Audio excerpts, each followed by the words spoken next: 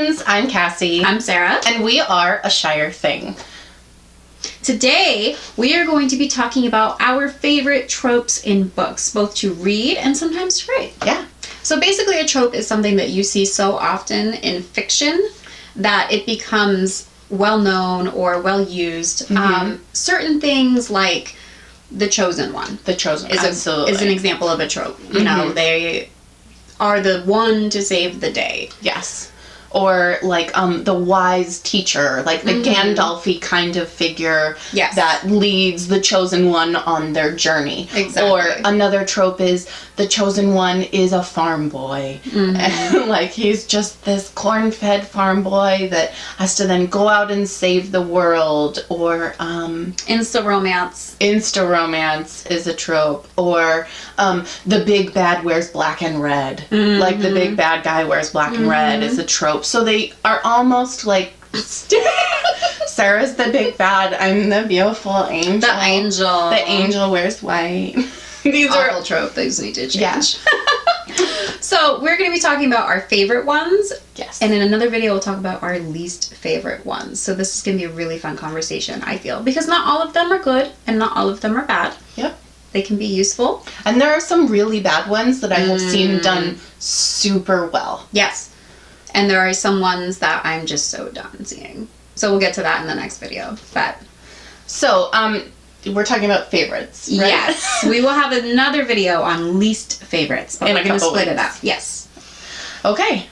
Do you want to go first? Sure. So my new one that I think I've always loved because of my background in psychology and studying criminal psychology, I really enjoy morally gray characters. Oh. You can't quite tell if they're the hero or the villain. They're relatable even when they're supposed to be bad. We end up rooting for them a little bit. One example is Vicious by V.E. Schwab.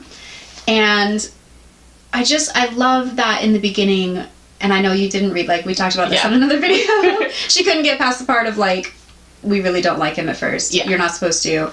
But by the end, you find yourself rooting for these characters that are not the best humans. And I really love that too. Like I love, especially like, obviously really popular example, but Game of Thrones, where like Tyrion, when he first shows up, are like, who's this jerk? And then later like, no, he's most memorable. Although Joffrey is like, oh no, we don't always like hate him. Joffrey. Yeah. Forever and ever, amen. Abba. And another recent one was Renegades. Yeah. Where there's, they're supposed to be evil and they're supposed to be good and supervillains and superheroes. But there's a whole lot of happening in between. We're really not sure who's who. Who's on what side, really, or interesting. If they're truly good or truly bad to the bone. It's just, I love stuff like that. Yeah. I do too. Obviously, I loved Six of Crows, if you watched our favorite book of last year. And that's kind of the same situation. It's a heist novel. Our main character, Kaz, is, I don't even want to say he's a bad boy, because he's not a bad boy, but his nickname is Dirty Hands. He wears gloves all the time, and people say it's because his hands are stained with blood. But which is not true. It's not even remotely true. But you love him. You're like, oh my god, he just threw a guy off a boat for her, and it kind of turned me on.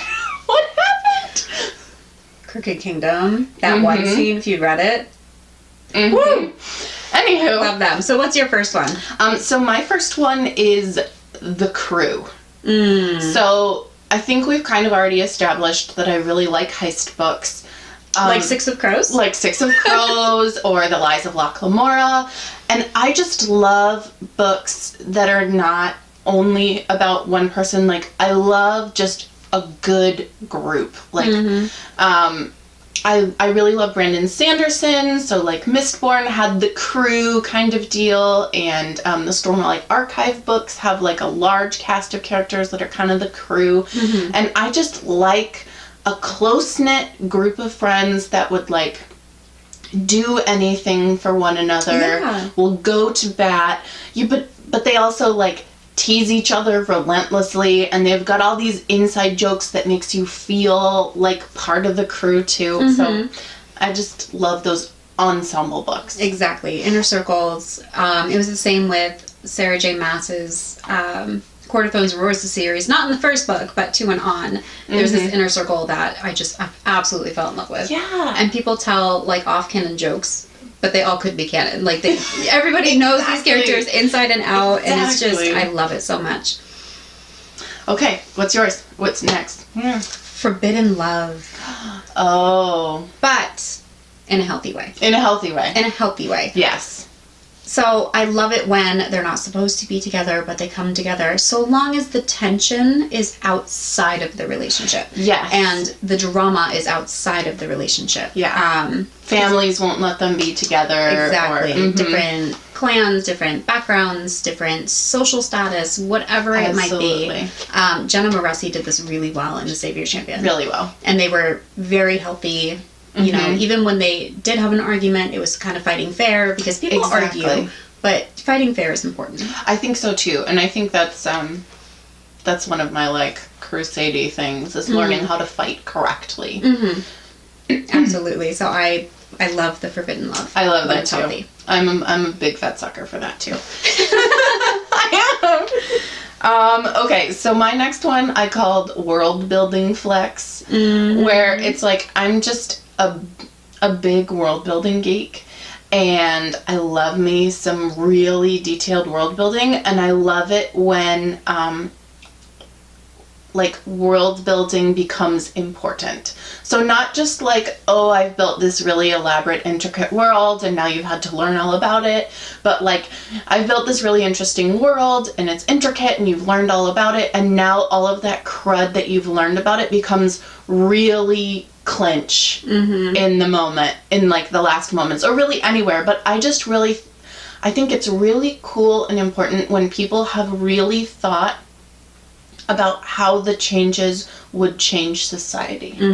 Especially, obviously, I really like sci-fi and fantasy, so I just think I don't like books when it's like, oh, it's just like medieval times, but magic, and the fact that there's magic really hasn't changed anything. Like, if there's magic in the world, it's going to change how the world develops. And I think that's really, really cool when you've really, really thought about those things. I love that.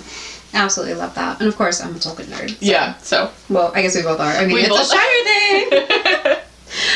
thing! So my last one, again with the romance, I was like writing these, I'm like, it's all about the love. But you know what?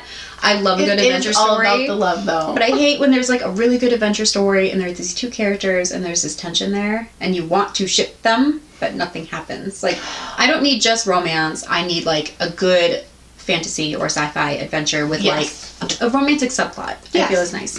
So for me, it's the slow burn romance. Where it takes, so I do love that tension where you want to ship them. So that way when it finally happens, you've been rooting for them for so long, and it's just, I love that. That slow burn. What's your last one? I love me a slow burn. Sorry, I didn't interrupt you. I'm like,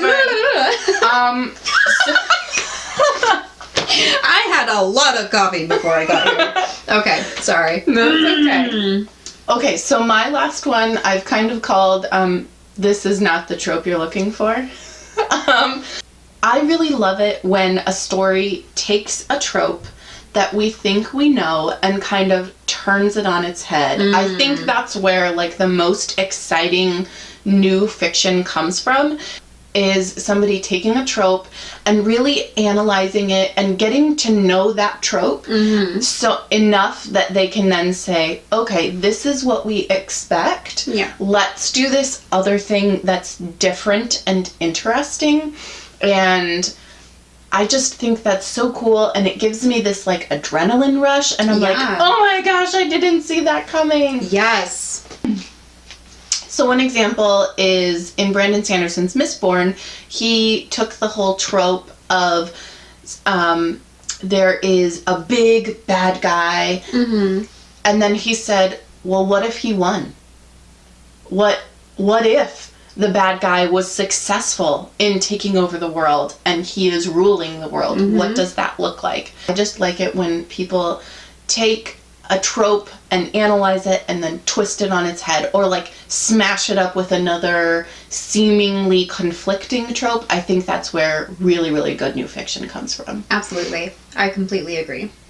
Okay. So those were our favorite tropes. Leave a comment below of some of your favorite tropes. Let us know. Absolutely. And we will be doing a least favorite tropes video in the next coming weeks, so keep an eye out for that. If you liked this video, we hope you'll give us a thumbs up. It's really, really helpful.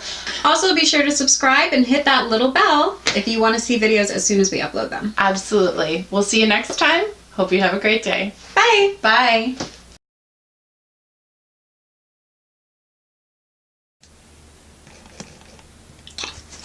And we are recording. Yep. Okay. Can you turn a little bit towards me? And then scooch in again. We're gonna have to be like right on top of each other, but... Thumbnail! We go spend some rumors on this one. Oh my goodness. Okay, okay. So we probably should first talk about what the heck is a trope. So a trope is a common... A trope is a... We're going to look at the definition. What the hell is a trope? Into our own words. We know what it is. I know. It's like, how do you explain water? What is water? A wet substance. H2O. A figurative or metaphorical use of a word or expression. That's not. I got one. Okay. Okay.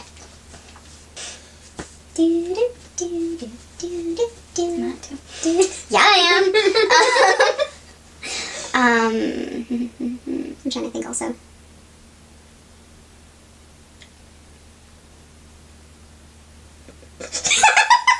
I want to feel this. Oh, just use brand sand. Okay, you love brand sand. Own it. I do.